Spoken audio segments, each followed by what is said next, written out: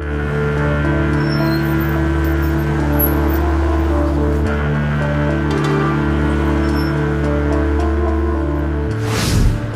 Richard Clay. I'm an art historian. I don't just study the creation of art, I study its destruction. In many ways, I study the history of art from below.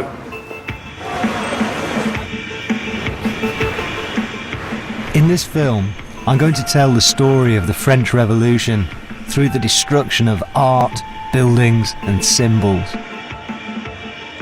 These are often used by those in power as weapons to enforce the status quo. In a revolution, the destruction and transformation of art and symbols is a way to turn the tables. It's called iconoclasm. The inside story of great revolutions can be uncovered through the smashed, altered, and reshaped art of the past. This is a story about art, it's a story about symbols, it's a story about the power of a monarchy, the power of the church, the power of aristocracy. Were the French revolutionaries just a mob? Why were their governments so afraid of them? This is the history of art. This is a story about the breaking of images. It's a story of the city being transformed through destruction, arguably the birth of the modern world.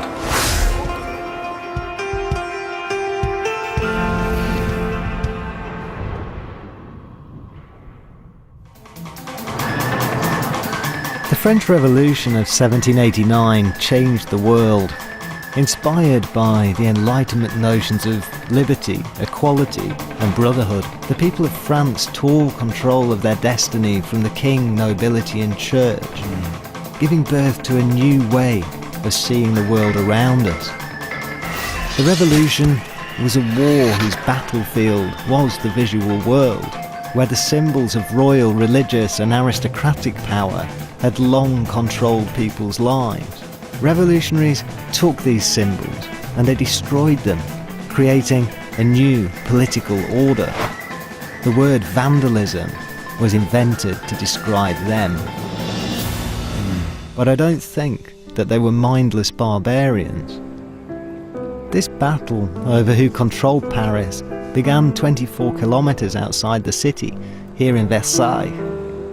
Begun in 1632, King Louis's forebears expanded the Palace of Versailles to boast an astonishing 750 rooms with extravagant gardens covering 800 hectares. This building was the ultimate expression of French royal power. Versailles is famous for being an extravagant piece of architecture with beautiful art. That's all true, but it's also the heart of ancien regime government. The king's apartments are a tiny fraction of this vast palace. The rest of it, it's administration, as well as servants, of course. And that's the important thing for the revolution. This is where government is done. This is the place to come to get decisions made. For all its gold leaf, I'm not here to visit the Palace of Versailles, because the French Revolution effectively began nearby in this unassuming back street at the royal tennis courts. I've genuinely studied the revolution for almost half my life. I've never been in this space before. It's amazing. This is the truth. This is probably, for me at least, the most important place in recent French history. In 1789, the French world of politics was in turmoil, divided into three groups called estates: the church at the top, nobility in the middle, and everybody else at the bottom. The French people were hungry and angry and taxed heavily by a cash-strapped elite.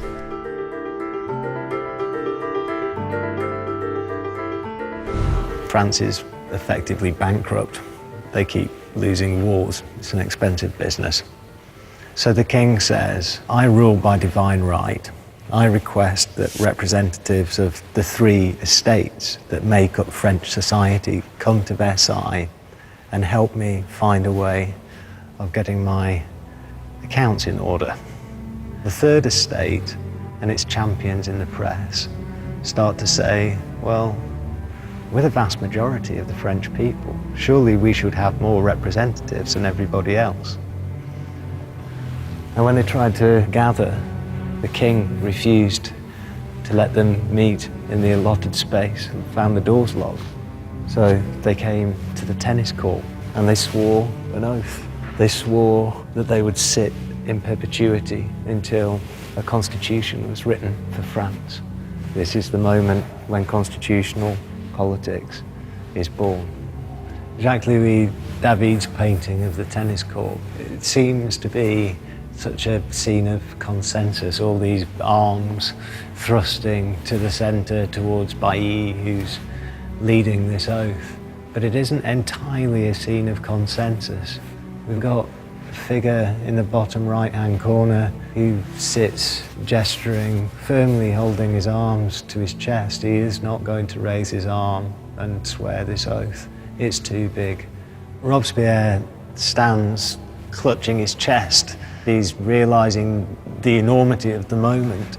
He's not a renowned figure yet, but as we all know, he certainly will gain a reputation. And in the very centre, just at the feet of Bailly, there's Sieyès, who's such a key writer in the run-up to this event. And he sits as if in the eye of the storm, totally still, as if contemplating what his writing has unleashed. This is the birth of modern France. The world has been turned upside down. It's no longer about the divine right of kings. It's about power, sovereignty emanating from below. It's the power of the people. For the first time in their history, the people had a representative government. The king, his nobles, and the church were losing their control over the people's lives and the world around them. A symbolic world that daily demonstrated the power of king, church, and aristocracy. For aristocrats, art was primarily an intellectual experience.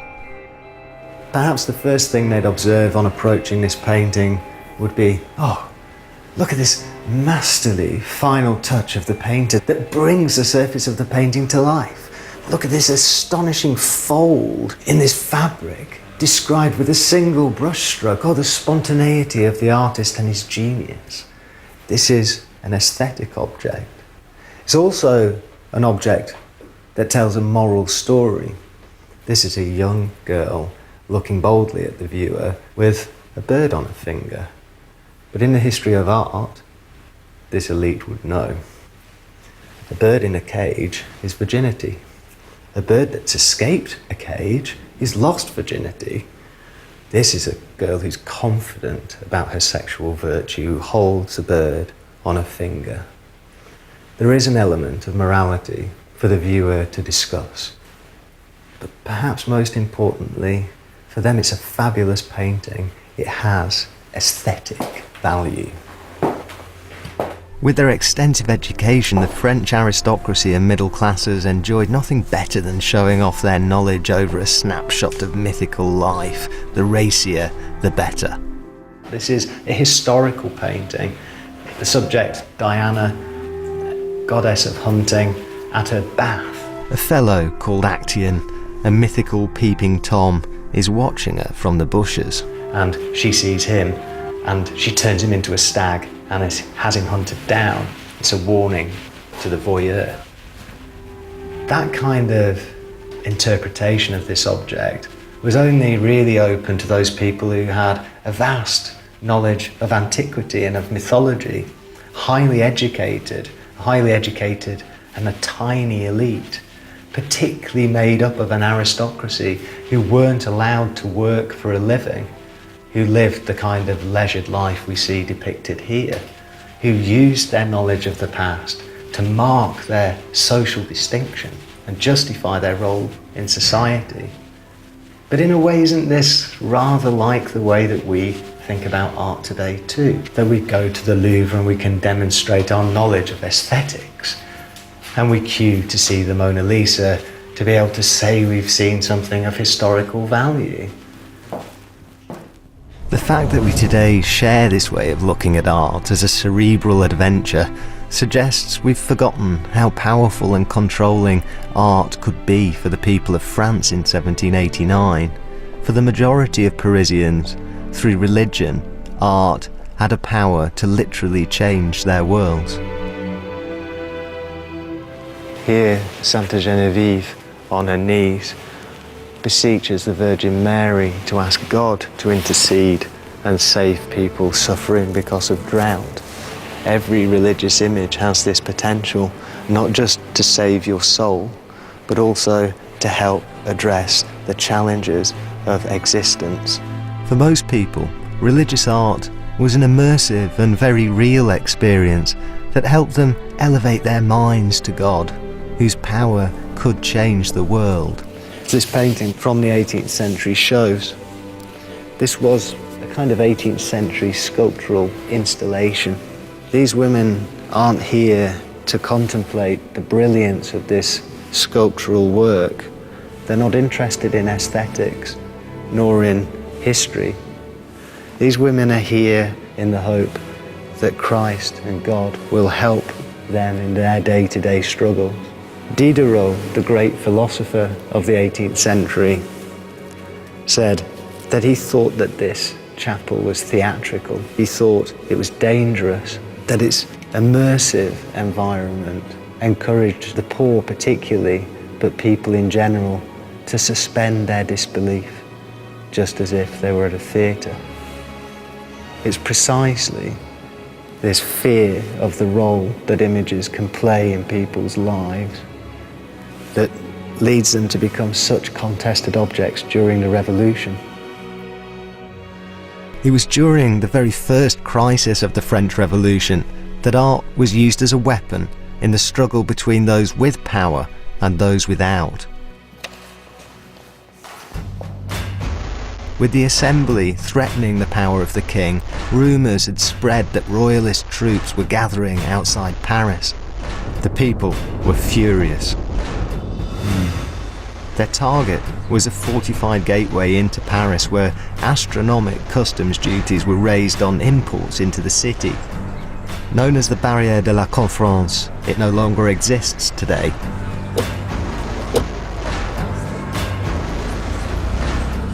To Parisians, it was a hated building, loaded with economic and political significance. The 12th of July 1789, the Parisians were walking out of Paris, and they were walking out of Paris to the Barrière de la Conférence on the route to Versailles. They wanted to get to Versailles, they wanted to see the king. But when they get there, they stop, and what they do is they attack the Barrière de la Conférence, which was just at this site. But really interestingly, this mob of vandals, this ignorant bunch of barbarians, had turned up with stonemasons and their tools. This sounds like they might have had a plan. Next to the barrier, there were statues. One of those statues, a female figure, has a shield. On the shield are the fleurs-de-lis. The fleurs-de-lis are the symbols of royal France. This is, as far as the crowd are concerned, a symbol of royal France. The stonemasons are there because they have a plan. Their plan is to decapitate the statue, and that is precisely what they do. Many historians of the Revolution cite this as the first example of mindless mobs committing acts of wanton vandalism. I disagree. This moment of unrest, of violence, although nobody's wounded, but violence against property, isn't meaningless, it's meaningful. This statue at the gates of Paris in 1789 says to anybody who's entering Paris from Versailles that royalist France is like a body politic without a head. This powerful symbol is not the product of the behaviour of ignorant vandals. Dr. Guillaume Mazot at the Sorbonne has been looking at what made the revolutionaries tick. Were they the violent mob of popular myth? These popular protests, these in some cases armed protests, are these the protests of mobs? No, a lot of these protesters want to avoid violence, not because they are peaceful people, but they knew that the Royal Dragoons can stop this protest by violence. So we can say that it is a mob because these protesters are not influenced by only their emotion, their passions, their irrational behaviors, but they have what is quite new is that these protesters act in a very modern way. What makes these protests of July 1789 so strikingly modern? Because they are influenced by other revolutions of the 18th century. I mean by the American Revolution, but also by the European revolutions. And they perfectly knew what freedom means, what equality means. So it's not a mob, it's a political protest. Deep within the archives of the Bibliothèque Nationale, prints from the period use the symbolism of the headless royal statue to show us the reality of the situation. And this decapitated statue seems to me is a key part of the composition. The king no longer is just the simple head of state that he once was. Now something new has to emerge. A member of the people standing where the head was. They are now sovereign. Even today, transforming symbols of power through modification and destruction is still a provocative form of protest.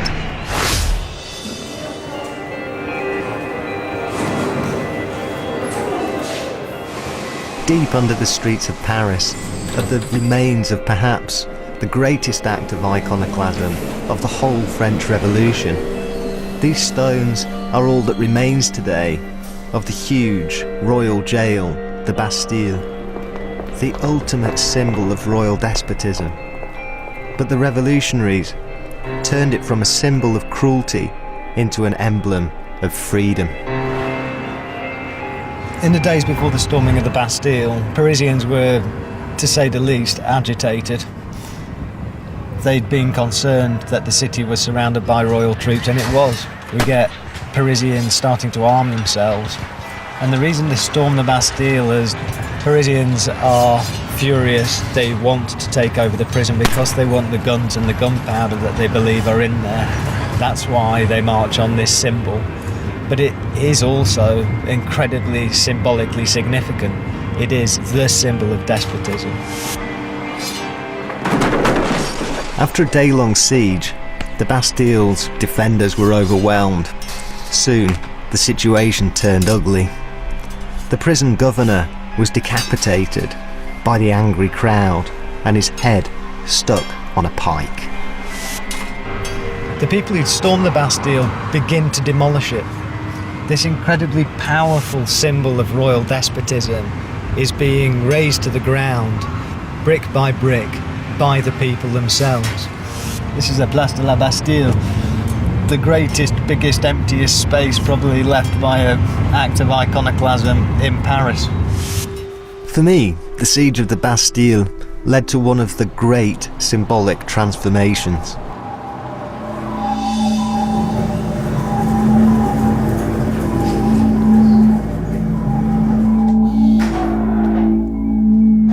It lies here, in a storehouse in Rouen, 100 kilometres from Paris.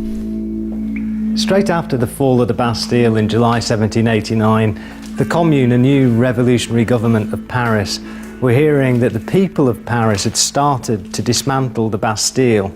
The Commune decided they needed to take action. They needed to show that the violence was over, that they were in control of space, and that included all acts of violence against powerful symbols. The official responsible for the dismantling of the Bastille, Pierre-François Pallois, understood the powerful messages communicated by symbols. He produced dozens of models of the building and sent them to all 83 départements of France. Now, the Bastille no longer symbolised the despotic power of royalty. As a result, this kind of plaster model ended up being circulated around France by Palois in his entrepreneurial mode, so that groups of French people could celebrate this act of iconoclasm. Others would call it vandalism. I wouldn't. And they could march together in revolutionary festivals, perhaps on Bastille Day. It's just such a beautifully detailed piece of work. The windows, 2 of them, still bear bars. It makes me wonder whether Palois and his team were actually using metal from the Bastille. Certainly, much of the metal that was salvaged from the site was being cast into souvenirs and sold. Whether or not it's from the Bastille, every single set of windows bears the signs of having had bars as a really prominent reminder of what a fortress prison this really was. This isn't just an incredibly detailed model of the Bastille, it's a message that's being sent to the Département of France, that the storming of the Bastille wasn't just the efforts of the Parisians, it was an effort made by the nation on behalf of the whole nation. The storming of the Bastille frightened the new Parisian government.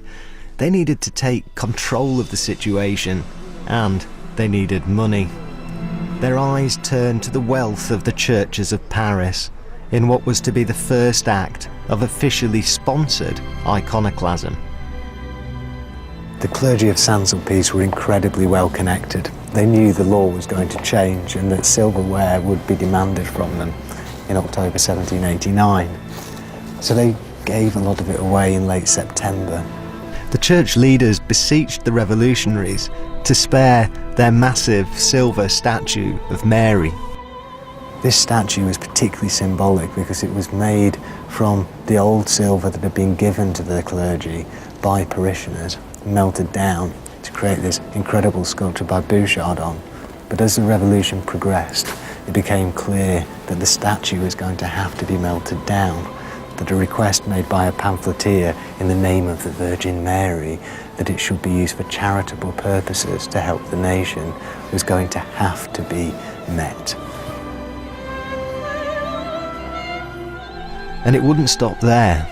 As the revolution had progressed, often beyond the control of the authorities, so the calls for ever more radical iconoclasm would increase. Paris is a city of revolution. They've had 5 in total since the Bastille was stormed. Like the revolution of 1789, the anti-capitalist riots of 1968 engulfed most of the city. Known as the 68ards, the young radicals who manned the barricades are still around. Perhaps one of their number, Serge Abadam, can give me an insight into how a revolution acquires a life of its own. The first time I was involved in a violent demonstration was at that time when they saw them acting like a mob. They were using those wooden clubs and hitting people that way on the middle of the street. There were many people there and they were hitting as heavily as they could. I was astonished. I was on the side. I was not involved at the time. 2 hours later I was. Really? Definitively. So the people were beginning to act as a group, asking the liberty of their streets and movement. Did you have a sense of the fact that you were part of a French tradition, a legacy? Oh yes, we did. Those days in May when we built barricades in the upper Latin district there, and people thought they were in a tradition, raising those barricades. Search really set me thinking about what it was like on the 12th of July or the 14th of July, and I started to get a sense of how what starts as a small group of protesters can rapidly expand into an entire society in rebellion. It's an astonishing frontline insight. Like the uprising of 1968, revolutionary fervour spread throughout the city in 1789. The old world of church and aristocracy was now officially under attack, and the marks of this destruction of the old world are still embedded in the walls of the city today. There's nothing more familiar in cities than their walls, but it's odd how quickly the familiar can become strange. Latin graffiti on the wall of a 17th century church. Omnia communia, everything belongs to all. Then iron bars sticking out of the wall, rusted. What was hung from these bars? They look like legs. And then a horizontal piece of concrete above. This was a crucifix. This was pulled down during de-Christianization in the French Revolution, 1793 or 4. And then empty walls. A period of peace, perhaps, in Paris. And a door with a triangle on top with no religious sign. Liberty, equality, fraternity. Across Paris, teams of sculptors began removing the symbols of the hated oppressors of the Ancien Régime. A damaged work of art, or even an empty space above a doorway, speaks volumes about the power struggle at the heart of the revolution. A door with roundels chipped out. What was here? Fleur-de-lis, all the way up the door, both sides of the door.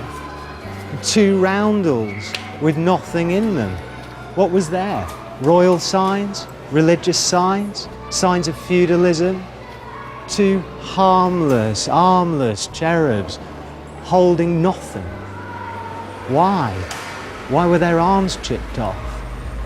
This single wall of a single church in Paris tells a story of a succession of revolutionary conflicts. This wall also tells a story of contemporary struggle. Omnia communia, everything belongs to all. The walls speak. We just have to listen and look. The aristocrats and their coats of arms that used to plaster Paris were also in the firing line. So in August 1789, the National Assembly had just abolished feudalism. Very sudden, very total. All of the signs of feudalism that were all over Paris suddenly looked rather out of place. And it wasn't particularly good to be an aristocrat with your emblems on the outside of your townhouse. Hence, at a place like this, now the Bibliothèque Historique de la Ville de Paris, it used to be the house of the Lamoignon family. And here we've got a black inlay that's been placed on later, because what would have happened is the Lamoignon family plastered over their coat of arms because they were no longer aristocrats, possibly hoping that one day this abolition of the aristocracy would be revoked. As the revolution progressed, the temporary solution of just plastering over the coats of arms of aristocrats was no longer really working. They'd been doing that work, but now they were starting to emigrate. The revolutionary authorities needed a more permanent solution, and this solution was simply to chip out the coats of arms above the townhouses' doorways, like this example. Incredibly elaborate aristocratic frontispiece, but with a great big empty space in the middle of it. All record of the existence of these families over generations in Paris was being completely erased.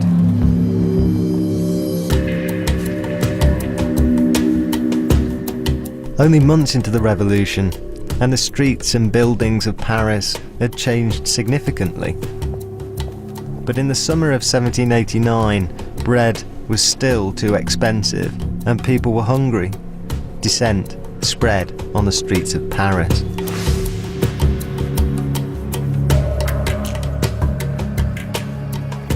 In October 1789, Paris was hungry. Paris was also angry. This combination of hunger and anger leads to a kind of protest movement that grows.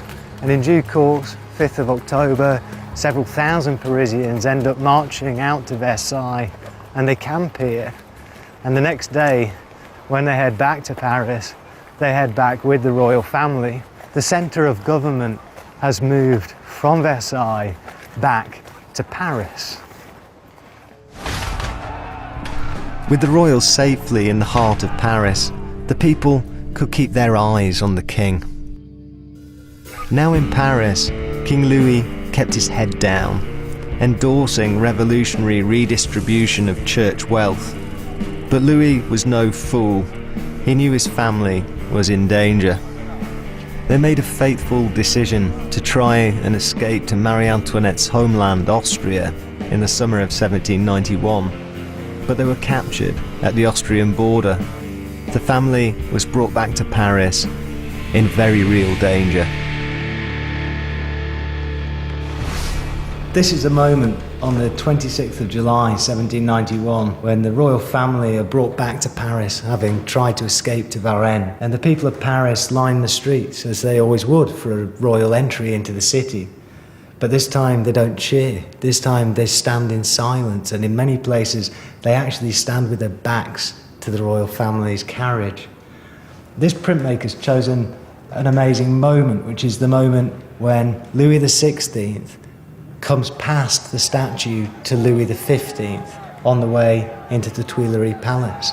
And there are young boys who have clambered up onto the statue of Louis XV, this much detested king, and they're blindfolding the statue as if to say, even Louis XV wouldn't want to see this awful scene of a cowardly king who's abandoned his people and abandoned the revolution. This was a kind of iconoclasm. The revolutionaries used the statue of Louis XV as a weapon of protest against the traitorous king. To find out what they were really trying to achieve, who better to speak to than a modern-day so-called vandal? What's the link between us and the revolution? What are we doing here? Well, you reckon you're vandals? You call yourself vandals? He's wearing a t-shirt that says vandal on it, and I write about vandalism during the French Revolution. But I'm saying these people weren't vandals. This wasn't vandalism. They're not blind, ignorant barbarians. They're incredibly smart people, and they understand that monuments in public space are being used to try and control them. So they pour shit on their heads or write graffiti on them. Okay. So why the hell are you a graffiti artist? This whole project was the idea of demonstrating that we're not vandals, but we're truly artists. I like it. In 2010, Parisian graffiti artist So What led a 40-strong team that covered the walls of a huge abandoned supermarket with art. What was the driving force behind this incredible installation of graffiti? When I was 16-year-old, I was angry at the world. I wanted it to burn, and graffiti was a way for me to get at to the world, you know? I had all the reasons in the world to do it. We think we're right to do it, and in a lot of places we are right to do it. What fascinated us is that this place has been heavily squatted, gypsy families. And our government spent a month and a half leading a war on gypsies, dismantling gypsy camps, because they cannot do anything about the economy, so they were giving a hard time to the most fragile population in this country. It's really sophisticated art. It's really thought-provoking. I'm just wondering whether you've got a response where anyone's calling it vandalism still. I'll tell you this, the whole idea was to make a statement that they call us vandals, but that's not what we are. You know, we are artists. I mean, I'm clear about that at this age. I might not have been clear about it at 20 years old, but now I am. But this is what the project is. For me, the beauty of this graffiti is that So What and friends were using a controversial building as a vehicle for protest, not what I would call vandalism. This is incredibly relevant to what else we've been looking at. We've been looking at how in the 18th century people would physically transform a sculpture, but they'd also talk about it in a different way. So you can take a symbol and transform it, my dear vandal. Exactly. V for vandal. I'm delighted to have met a pair of vandals. All right, pleased to meet you. I don't think are ignorant barbarians. So What? What an astonishing name. So What? What I love about So What is that this incredibly avant-garde graph artist sees this historical tradition, and this historical tradition is like, I don't know, kind of part of the DNA of the culture of Paris. This culture of resistance, this culture of contestation, that just because you can afford to build the massive monument like the Eiffel Tower, that doesn't mean that you're actually in control. Anyone who can hold a pen, a spray can, they have power too. The Parisian ability to take a symbol, like the statue of Louis XV, and turn it into a witty and cutting attack on a traitorous king is alive and well in the guise of So What. In the summer of 1792, at a public appearance, revolutionaries forced the shamed Louis XVI to wear a red revolutionary bonnet. Now it wasn't just royal statues that were being transformed and used for mockery, it was the king's own body. A man who'd once claimed to rule by divine right is now dangerously close to becoming an all too human target. On the 11th of July 1792, the National Assembly declared the country to be in danger from Austrian invasion. Led by the radicals of the Commune, the people went after the king in the Tuileries Palace. On the 10th of August 1792, Parisians, accompanied by National Guards from all of the sections of Paris and by Marseillaise troops who had marched all the way from Marseille to protect Paris from Austrian invasion, stormed up the Tuileries Palace gardens. Halfway down, they faltered, and Témoin de Méricourt, a woman, stood up and led the charge. The men, shamed by this leadership, followed her into a hail of musket fire from Swiss Guard. Despite the presence of close to 1,000 Swiss mercenaries, the crowd won the day. By the end of that day, Swiss Guards' bodies littered the palace gardens and the entirety of the palace. Almost to a man, they were massacred. The people, once they got into the Louvre, found the royal family cowering in the meeting room of the National Assembly. A debate opened up, and the Assembly managed to calm down the invaders to a point where they were dispersing. But the next day it became clear that the conclusion of the National Assembly was they would simply suspend the monarchy. To the people of Paris, this was not going to be good enough. What would happen the next day was the statues of kings would begin to topple. Before the revolution, royal power was asserted through statues of kings. It was backed up by the threat of violence. But these statues of kings, these are very specific representations of the monarch. He's enormous, he's Herculean, he's in armour, he carries a martial baton, tiny little fleur-de-lis all the way along it. He's a military leader. Behind the power of the king is the power to exert violence on his people if necessary. This is really about the power of the monarchy. Even today, you can find examples of the struggle to control the images around us.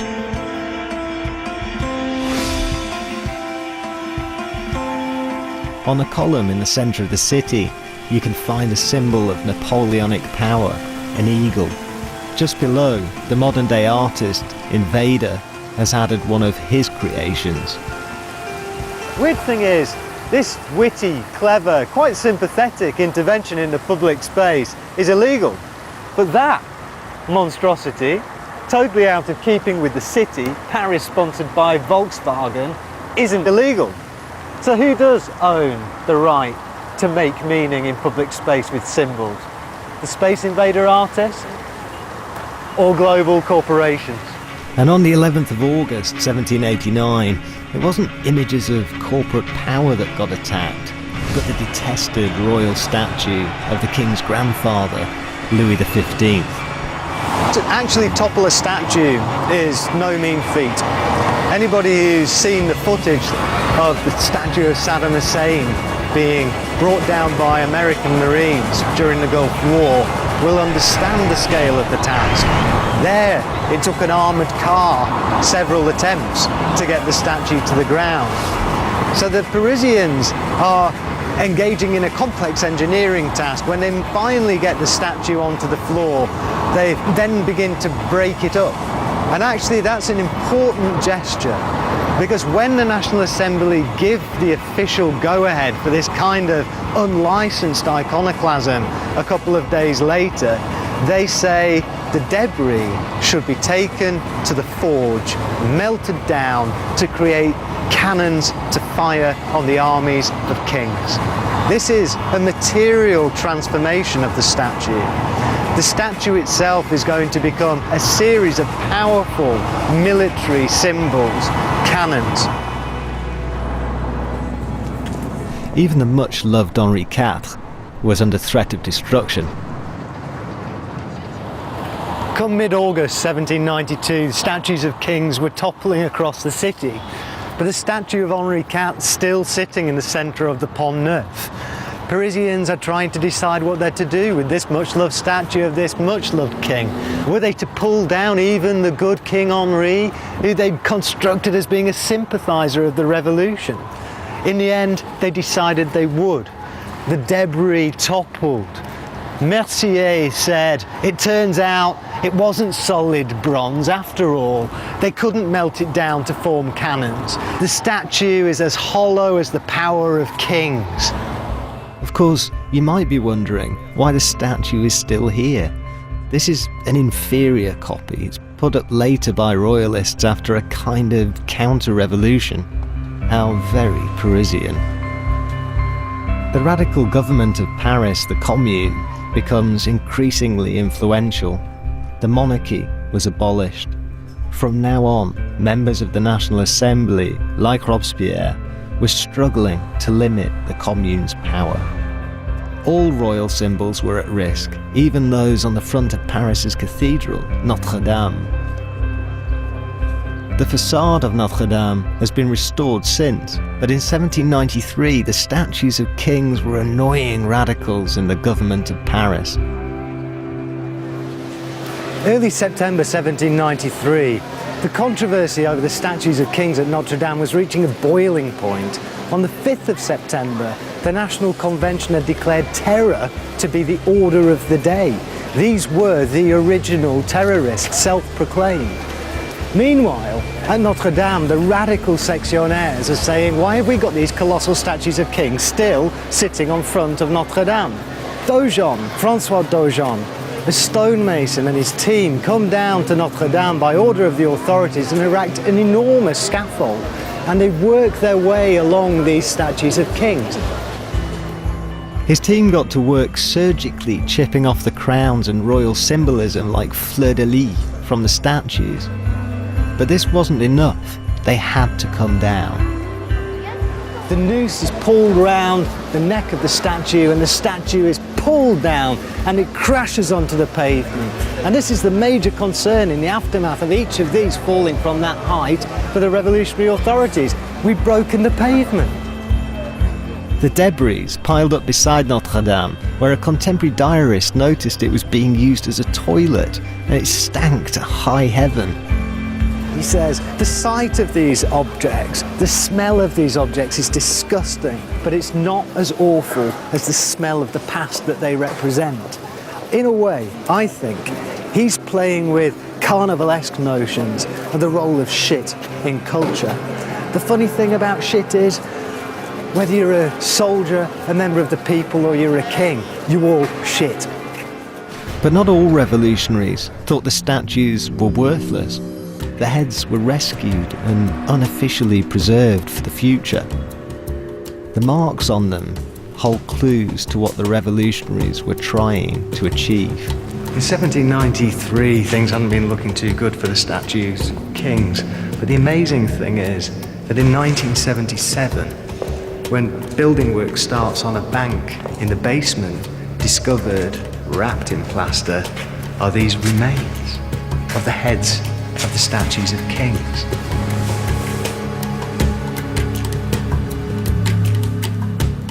This was a deliberate act of preservation. After all, these have been condemned as being grotesque Gothics, which is to say, in very bad taste. What we see are some of the traces of the act of breaking. So all of these heads are missing their noses. Now, this seems too incredible a coincidence. Did they all fall flat on their faces from the gallery when they hit the pavée outside of Notre Dame? I don't think so. Clues as to what was going on can be found in recent history too. The cutting out of the faces on the images of despots by revolutionaries, like this defacing of the posters of Gaddafi. Powerful political acts. Were they actively defaced afterwards? Perhaps as they're lying beside Notre Dame being used as a public toilet? That actually seems plausible to me. But is this an act of vandalism? I'm not so sure. 1793 saw more than the destruction of statues. Radicals like Robespierre within the National Assembly introduced a policy of terror, the arrest and execution of those unfaithful to the revolution. Here we are, back on the Place de la Concorde, the kind of beating heart of the terror in Paris. The beating heart, as in the place where all the beating hearts was stopped. The real beating heart's probably the revolutionary tribunals, which are sending people to the guillotine, sometimes with just 24 hours notice. But the guillotine was mounted here. The irony of having just across the river nowadays the Assemblée Nationale is pretty significant. But this square saw an awful lot of bloodshed.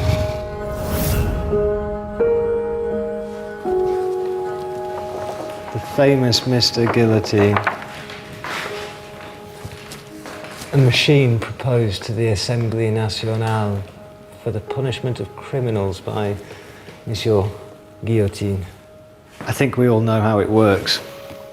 It's quick, it's humane, it's enlightened. And it used to sit in the Place Louis XV. Finally, in early 1793, after being found guilty of treason against France, the king was executed. The statue of Louis XV had been toppled, and it's directly opposite the empty pedestal that Louis XVI is executed on the 21st of January 1793, and his head held up. With the destruction of the royals, the radicals within the government moved on to the other great power, the church. This attack on the church, known as de-Christianization, would engulf the most cherished religious spaces of Paris. This comprehensive attack on Christian France began here at the great cathedral of Notre Dame. On the 10th of November 1793, radicals from the Commune decide to challenge the authority of God. In the autumn of 1793, a visitor to Notre Dame could have come in and happened upon the first ever Festival of Reason. And on coming to the crossing of the nave, they might have seen a mountain, and on it, an actress in a church, who when she died wouldn't even be worthy of being buried in church grounds because she was regarded as being tantamount to a prostitute. And this actress was playing the role of the deity of reason in a ceremony that was a festival of reason. This is an extraordinary moment in the history of this church. Its first day in a new life, not as a church, but as a temple of reason. Notre Dame wasn't alone. Across Paris, the great churches ceased to be Christian, and they became temples of reason. Central to their new status was a state-sponsored campaign, the wholesale removal, alteration or destruction of religious symbols. On the 5th of September 1793, the section finally got to hold its first Festival of Reason. Probably all of these chapels to the side were sealed off with drapery so you couldn't see the imagery. And it's in the pulpit that a local sectionnaire, Serra, stands and says to his audience, "So if this God exists, why doesn't he strike me down right now with a bolt of thunder?" And then he gazed pregnantly at the ceiling for a moment and says, "There you go, no thunder, he doesn't exist." At the end of this ceremony, the whole of the section take two of the wooden statues and they process them to a local square where they burn them.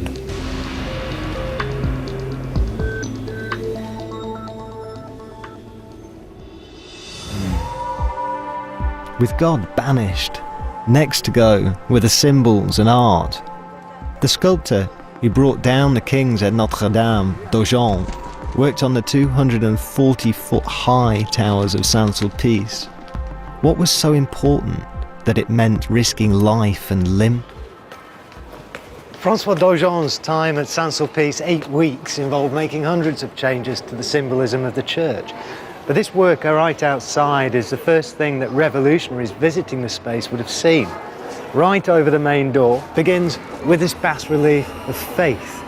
Here, Faith used to hold a chalice, but instead now she holds a flaming torch that symbolises the enlightenment that the visitor's going to receive inside. The little cherub beside her once held a cross. Now the cherub holds instead fasces. Fasces, that symbol of Roman unity, also Roman law and order, that eventually becomes the symbol that gives the name to fascists. In this bas-relief, the cherub to the left, this time the cross has been turned into a sword, a kind of military symbol, surely. So the real work of Daujon began once he got inside the church. All of these trophies that line the nave high up, that are now blank, re-sculpted by Daujon, working at this vast height on scaffolding that his team had brought to the church and assembled there. But working on the high ceiling was just the beginning. Daujon and his team had to go even higher. This graffiti here, we're on the way to the Chapel of the Students as it's Saint-Sulpician priests. Oh, great, it's getting narrower.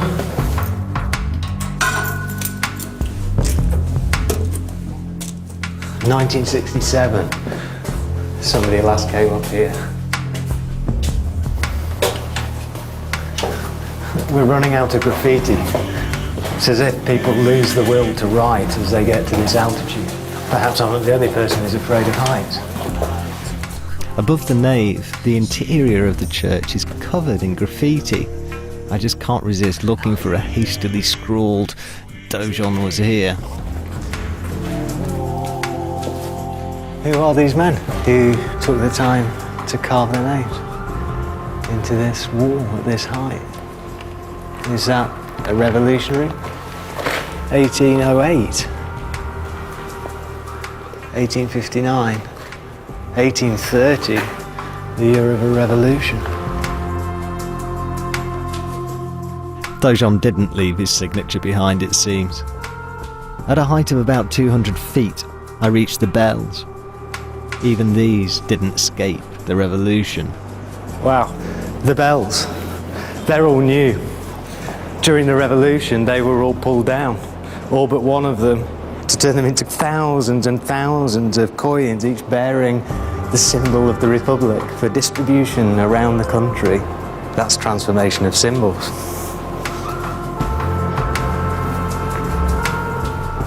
At 240 feet in the air, I can get a sense of the lengths Daujon and his team were going to in their roles as revolutionary iconoclasts.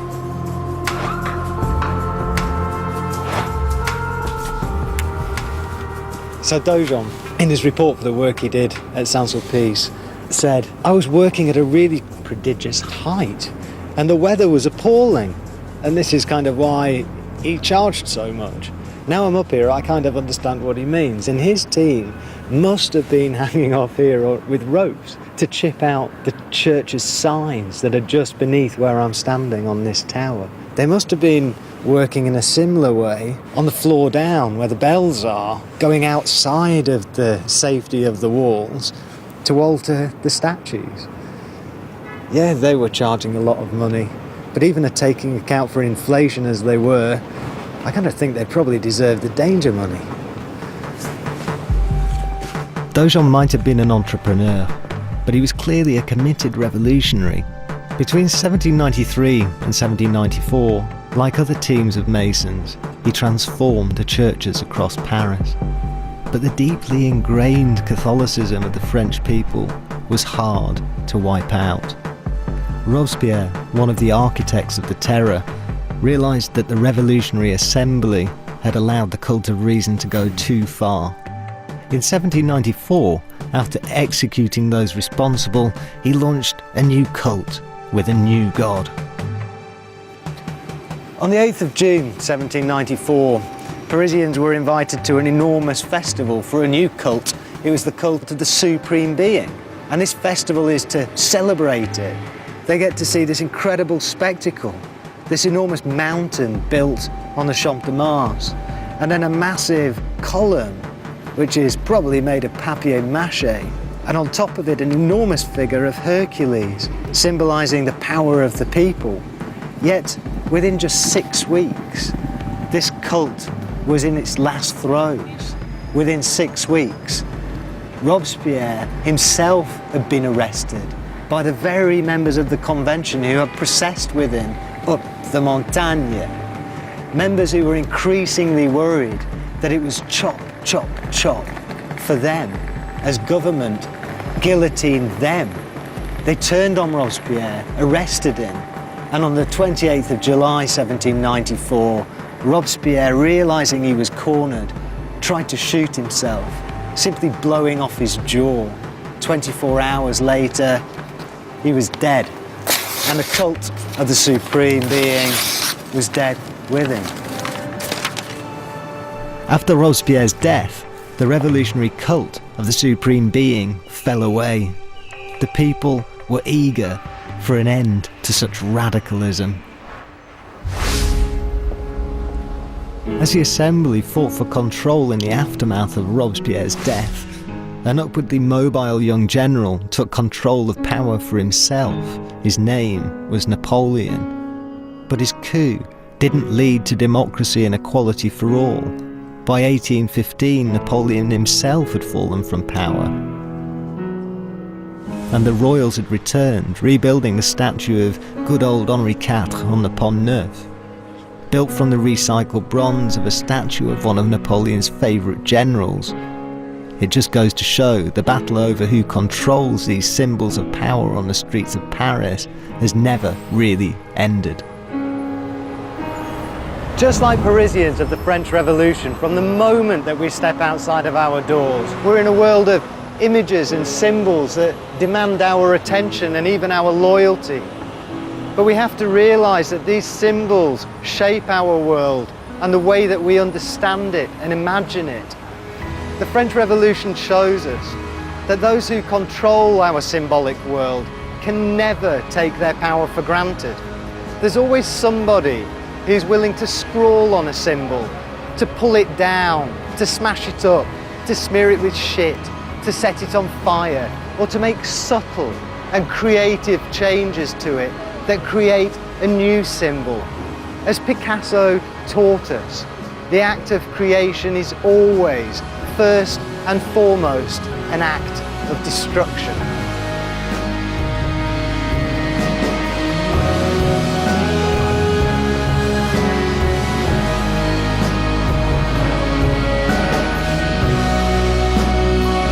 Catch up with Lucy Worsley's brand new series, The First Georgians. That's available now on BBC iPlayer. And there's acclaimed BBC drama here on BBC4 tomorrow, and one of Hollywood's greatest love stories, Tempests, Trysts and Tantrums, in Burton and Taylor at 9.